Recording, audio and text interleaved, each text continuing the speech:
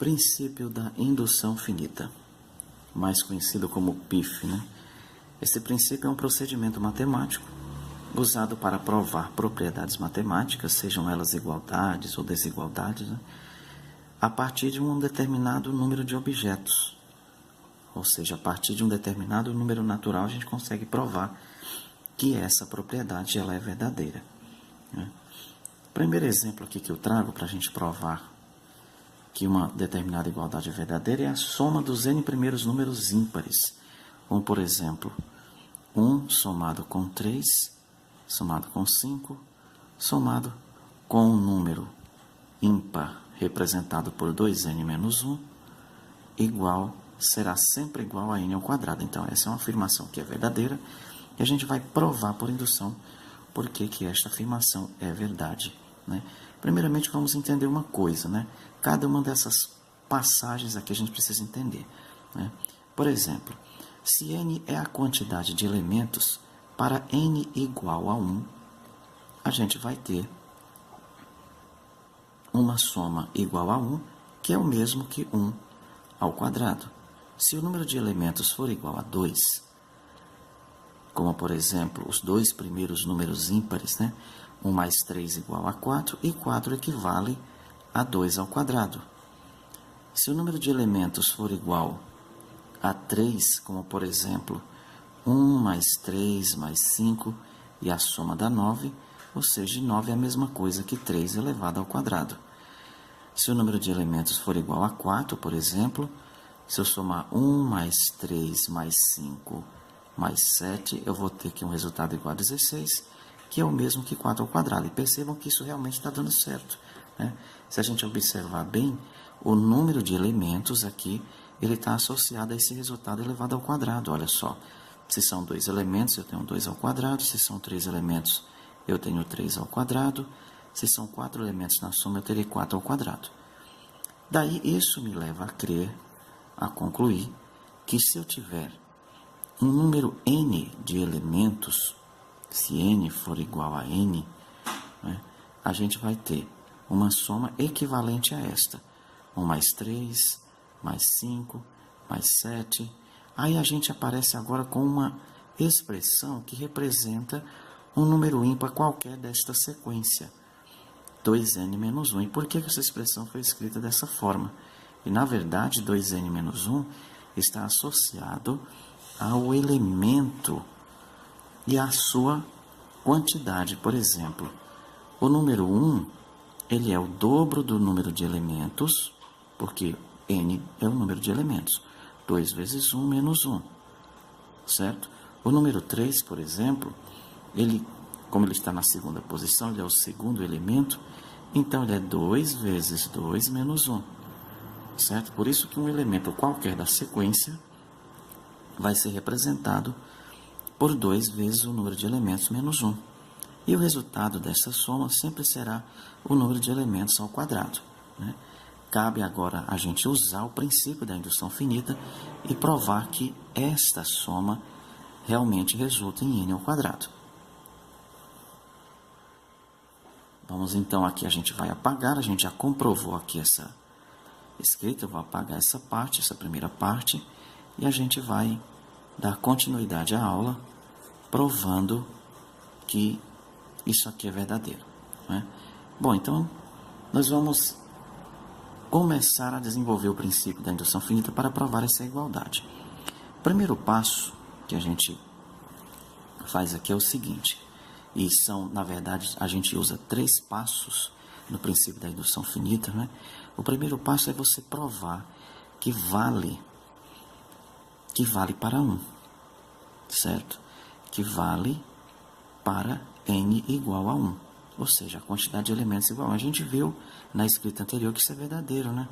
Então, se n for igual a 1, 1 é sempre igual a 1 ao quadrado, né? A segunda propriedade, a segunda prova, ou seja, é chamada de hipótese de indução.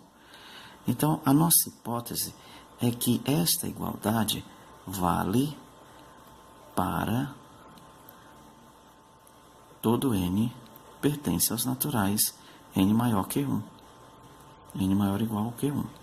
Ou seja, nós vamos nós estamos partindo da suposição da hipótese de que 1 mais 3 mais 5 mais 2n menos 1 é sempre igual a n ao quadrado, para qualquer n maior ou igual a 1. A terceira e última análise aqui é a tese, ou seja, a nossa indução, que vai comprovar, ou seja, que se isso vale para n, então também vale para n mais 1. Então a gente vai provar que isso vale para n mais 1. E como nós vamos escrever isso, né? Vou apagar novamente aqui, até por uma questão de espaço, né? Para a gente continuar a fazer o desenvolvimento, né? Acompanhe na escrita, que aí vai dar para entender direitinho as substituições, né?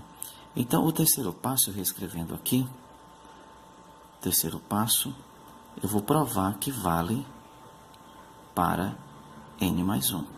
Então, vou reescrever toda essa equação, só que agora com o sucessor de n, né? Então, vou fazer 1 mais 3 mais 5 mais somado com 2n menos 1. Isso aqui igual, isso aqui somado, desculpa. Isso aqui somado com o sucessor de n. Então, o sucessor de n, neste caso aqui, vai ser 2 multiplicado por n mais 1, menos 1. E isso aqui igual, vai ser igual a n ao quadrado. Ou seja, ao sucessor de n ao quadrado. Então, a gente tem que provar que toda essa escrita vai ser igual a isso aqui.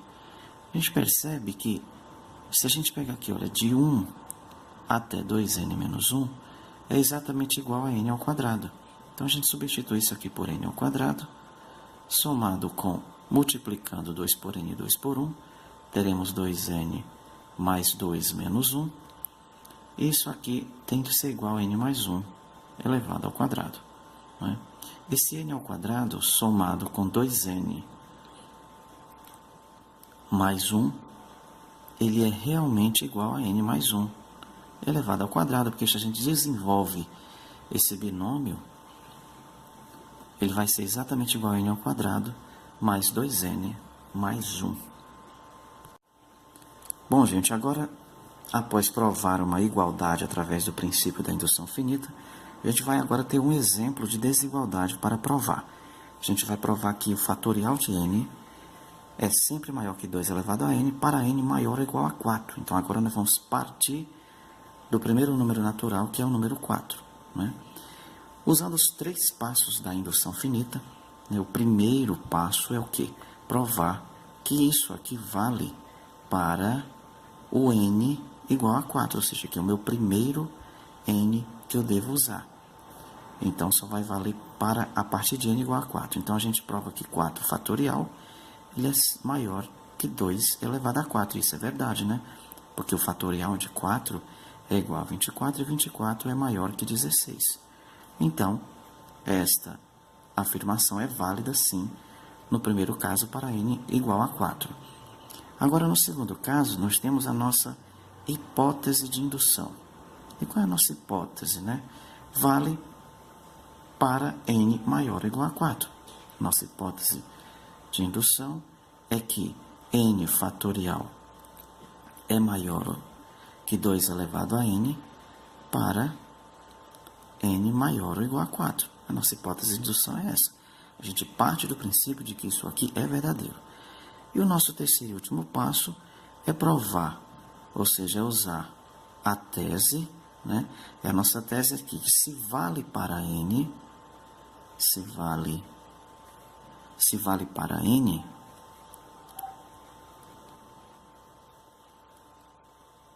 então vale para n mais 1. Então, se vale para n, então vai valer para n mais 1. Como que nós vamos escrever isso? A gente vai ter, olha, n mais 1 fatorial, ele é maior que 2 elevado a n mais 1. Quando chegamos numa desigualdade, a gente nem sempre vai conseguir provar isso visualmente. gente vai ter que criar um terceiro elemento para estabelecer uma relação de desigualdade e comprovar que essa desigualdade é verdadeira. E a gente começa analisando o seguinte, né? Na nossa primeira desigualdade, que foi mostrada, essa daqui, né? A gente pode perceber o seguinte, que aqui eu tenho n mais 1 fatorial, eu posso afirmar que n mais 1 fatorial, ele é maior que 2 elevado a n vezes 2. E percebam que esse 2 elevado a n, na primeira desigualdade, ele aparece aqui, ó. Só que aqui está sendo multiplicado por 2. Então, eu posso usar essa desigualdade aqui de cima, né? E logo aqui ao lado eu vou atrás desse terceiro elemento. Olha o que eu posso afirmar aqui.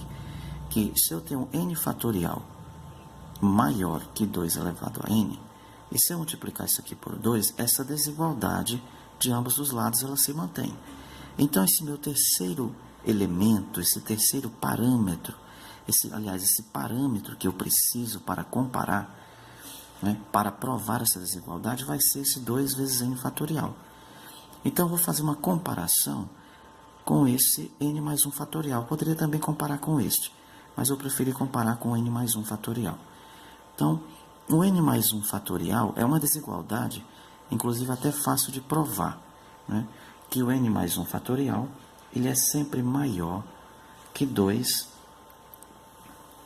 ele é sempre maior que 2 multiplicado por n fatorial. Então, a gente pode, inclusive, com simples e pequenos passos, comprovar isso, né? Por exemplo, se o n for igual a 4, 4 mais 1, certo? Fatorial é maior que 2 multiplicado por 4 fatorial. Será que isso é verdade?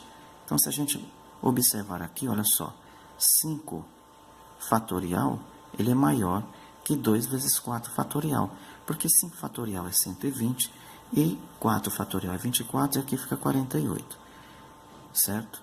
E a gente pode perceber que isso pode ir aumentando gradativamente. Por exemplo, se eu tiver aqui, se o n for igual a 5, então nós temos 5 mais 1 fatorial maior que 2 vezes 5 fatorial. Bom, 5 mais 1 é 6, o fatorial de 6 é 720, e 720 é bem maior que 2 vezes 120, que é 240. E a gente percebe que esse número aqui, esse resultado, tende a ficar cada vez maior. Então, é fácil admitir que n mais 1 fatorial é maior que 2 vezes n fatorial. Bom, então, se ele é maior que 2 vezes n fatorial, e 2 vezes n fatorial é maior que 2 elevado a n vezes 2, ou seja, se eu tenho essa seguinte desigualdade, olha, se n mais 1 fatorial, a gente já comprovou que ele é maior que 2 multiplicado por n fatorial, e esse 2 multiplicado por n fatorial é maior que 2 elevado a n vezes 2, a gente conclui que n mais 1 fatorial, ele é maior que 2 elevado a n vezes 2. E, portanto, comprovamos a veracidade da desigualdade acima, né? Que n mais 1 fatorial, ele é maior que 2 elevado a n mais 1. Certo? Essa desigualdade foi comprovada. Logo, eu posso garantir, né? Posso escrever isso aqui. Inclusive, aqui não saiu no vídeo, mas eu posso escrever que n fatorial, n mais 1 fatorial, é maior que 2 elevado a n mais 1. Certo? Eu posso garantir que isso é verdade. Então, observem aqui que eu devo escrever ao final que, logo, posso garantir que n fatorial é sempre maior que 2 elevado a n para qualquer n natural maior ou igual a 4, com n sempre natural.